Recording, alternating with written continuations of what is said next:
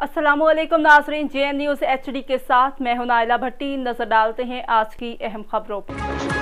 खानेवाल में जिले इंतजामिया के ज़ेर इंतजाम 6 आरसी मवेशी मंडियों में बेहतरीन इंतजामात। रिपोर्ट कर रहे हैं नुमाइंदा JN न्यूज़ खानेवाल कैसर चौधरी जी। कैसे क्या तफसीलात है आपके पास? जी बिल्कुल, तफसीलात के मुताबिक डिप्टी कमिश्नर शाहिर फरीद और DPO अताउर रहमान इंतजामात का जायज़ा लेने अचानक मंडियों में पहुँच गए। तहसील खानेवाल कबीरवाला मियाँ चन्नू की मंडियों के मुआयना के दौरान सिक्योरिटी का भी जायज़ा लिया और एहलकारों की ड्यूटियाँ भी चेक की। ज़िलई महकमों के काउंटर्स और मवेशियों की वैक्सीन का भी जायज़ा लिया। व्यापारियों और ख़रीदारों को मिसाली सहूलियात की फराहमी अवलीन तरजीह है। आवाम की सहूलत के लिए फ्री शटल सर्विस भी चलाई गई है। ईद उल अज़हा पर सफाई ऑपरेशन के लिए मौसर प्लान तरतीब दे दिया गया है। डिस्ट्रिक्ट पुलिस ने सिक्योरिटी के लिए फुल प्रूफ प्लान तश्कील दे दिया है।